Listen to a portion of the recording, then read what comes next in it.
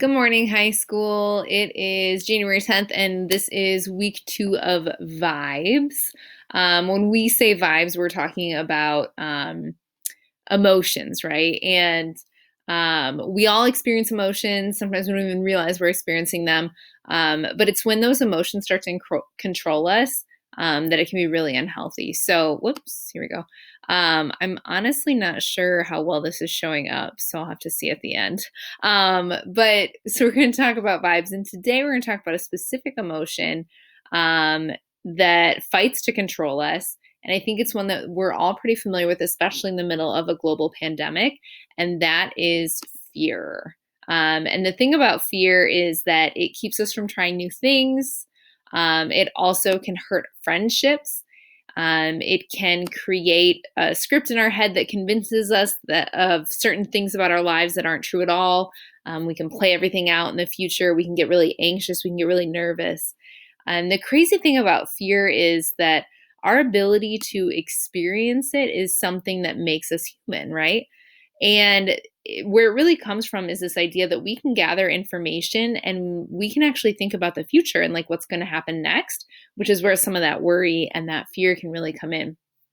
As humans, we often wonder, what if this happens or what if this happens? And that can make us really afraid.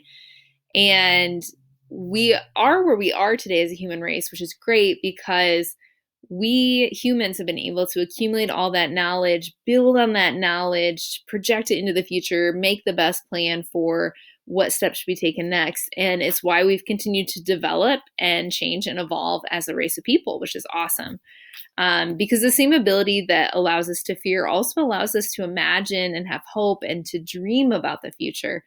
And those are all really positive and great things. So that ability to gather information and think about the future, really, there's a positive side to that and a negative side, fear being on the negative side. So today, hopefully, when we talk about fear, we can learn how to process it better and learn a better way to approach it. So hope is the really exciting side of that, right? Where we can imagine and dream. And then fear is all those what ifs that can kind of drive us a little crazy and can make us feel like whatever that one thing is ahead of us is like the hugest bit deal ever. So if you're anything like me and you have something where you're thinking about something you're stressing about, a midterm in school or something happening tomorrow, making the team, is your audition going to work out?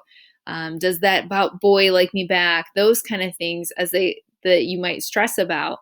And you think about how much time of your day it really takes up. If you're anything like me, it takes up a lot of your day. You're thinking about it all the time and you're trying to like distract yourself with work or with talking to other people, but it's kind of just in the back of your mind, just kind of hanging there, right? And it makes our world seem very, very small, and our world just becomes that fear. And some great news is that Jesus talks about fear a lot, which is awesome. There's a lot we can learn from him about it. And a lot of times when we read those verses, we sometimes just think about them by themselves and we don't know the rest of the context. So, like, the verse itself will sound really nice, but we're like, okay, but how does that actually work in my life? That doesn't even seem possible.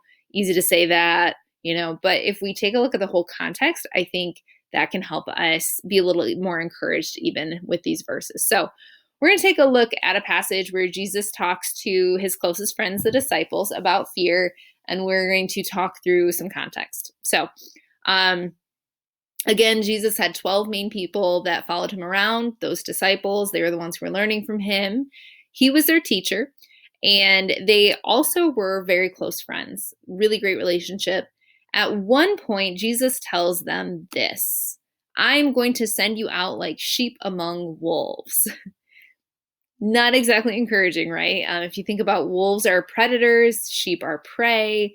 And so Jesus is telling them, all right, you guys are the prey. I'm going to send you out to all the predators, good luck. And then he gets even a little more literal. He tells them that they're going to be arrested and beaten. And to wrap it all up, he says, so don't be afraid. Which sounds really easy, but yeah, definitely sounds tough. So when we read that story, we kind of stop there and we're just like, okay, don't be afraid. But if we look at it within the context of the bigger story, I think it's a little more powerful. So before this conversation, Jesus took his friends on a field trip, and all this stuff gets connected, right? So this is when they're in a boat in the middle of the Sea of Galilee. And while they're there, Matthew, who is one of Jesus' disciples, he says this. He tells us this story. Suddenly, a furious storm came up on the lake so that the waves swept over the boat. So this is Matthew 8:24. So remember, Jesus' disciples, a lot of them are fishermen, and they're in a small boat in the middle of the water, and all of a sudden this huge old storm like shows up. And it scares the disciples. These are men who are used to the water. They're used to being on the water and storms coming up. They can handle it. But this one they're like actually scared of. There's all the waves and the wind and the rain and the thunder, and they're right smack dab in the middle of them, in the middle of it. And during this time, what's Jesus doing? Where is he? He's actually asleep, right? Can you like picture that? The disciples, fishermen who know water and storms, are scared of this storm, and Jesus is just snoozing through it. So naturally, they wake him up, and when they head to Jesus, they say, "Lord, save us, we are going to drown." So you can almost hear the panic, right? Like freaking out. They're frustrated. They feel alone, and they're just absolutely scared. And they want their leader to like step up and do something, calm them down, and like help them out, you know?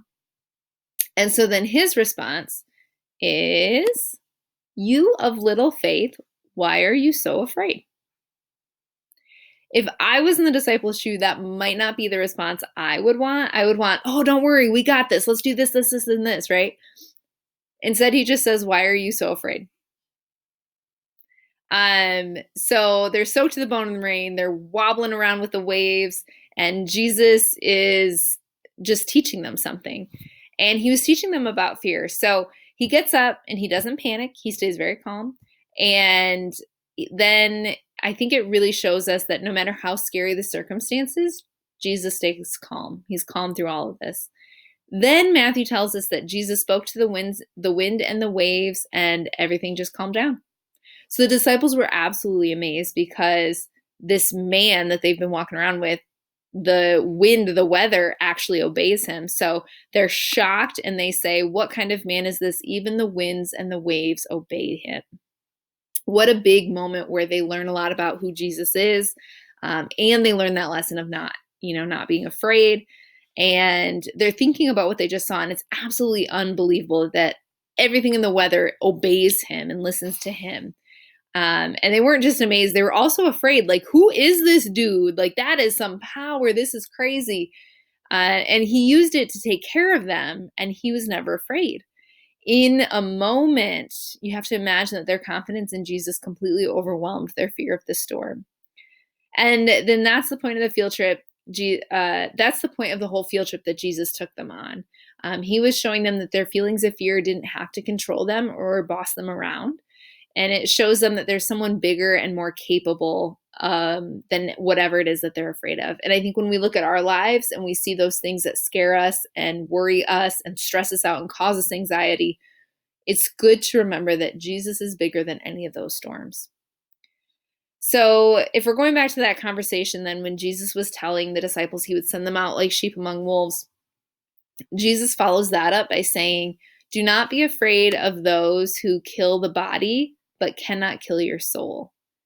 In other words, if you're going to fear anything, you might as well make sure that it's the right thing that you're fearing. It's not a storm in life. It's not a pandemic. It's not any person. It's no situation. Any of the situations, even the ones where Jesus is sending them out as sheep among wolves, he's saying, don't be afraid because they aren't as big as God either. It's kind of like saying, "Hey, remember that time we were in the boat and you were afraid of the wrong thing?" Like, you had the right to be afraid, but you needed to realize that there was someone with you who was more powerful than that storm. So Jesus goes on and he says, "Are not two sparrows sold for a penny? Yet one of them will fall to the ground outside your Father's care. And even the very hairs of your head are all numbered. So do not be afraid. You are worth more than many sparrows." Jesus here is saying that God's paying attention to you. Don't be afraid. You are worth more than the sparrows. Don't be afraid because God has numbered the hairs on your head. Don't be afraid. He's really reminding us here and saying that you are valuable to God. God's close. He knows your circumstances. He's concerned about what happens in your everyday life, your real life. He cares about what you care about. He cares about what worries you. So when it comes to dealing with fear, this is a huge deal because God knows all about it and is with you right in the middle of it. But of course, Jesus is not done teaching about fear. So they go on another field trip. So again, we're getting the whole context of the story. In this situation, this is when Jesus has been preaching all day. It's getting kind of late. People are tired and hungry. So we've heard this story before. The disciples say, hey, let's send everyone home. But Jesus thinks that, oh, no, we can feed everyone, which is crazy because no one has that much food or that much money to make that happen. It was thousands and thousands of people. So the disciples are afraid again. Like, there's no way we can provide for all of them. How are we going to make this happen? We cannot feed all these people. So Jesus gets a little boy's lunch. He prays over it. And then Matthew tells us that Jesus split the boy's lunch between the 12 disciples and told them to feed the crowd. And it worked. Everyone got fed. Those thousands and thousands of people got fed. It was a miracle. And before they really had time to just sit in that miracle and celebrate the miracle, Jesus tells the disciples to get back in the boat. And they're probably thinking, too soon, Jesus, too soon. Remember what happened last time? Like, we just got off that big storm. I don't want to get back in the boat right now. But they get in the boat anyway. But the weird thing was that Jesus didn't get in with them. He says he'll meet them on the other side of the Sea of Galilee. He's going to go have some alone time with God.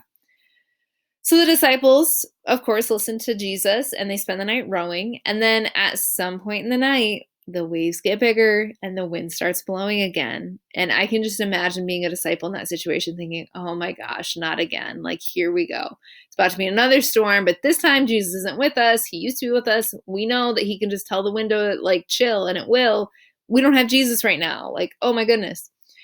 But then they look out on the water and they can't believe what they see because it is Jesus walking on the water, walking on these huge waves, walking through the storm. And what Matthew records, he records that sorry, I guess we don't have that verse. In Matthew 14:27, oh no, this is it. Yep, sorry. I thought I was skipping another one. Matthew records that the disciples were super terrified and they thought it was a ghost because why else would it be walking on the water? And then Jesus' response is this verse right here.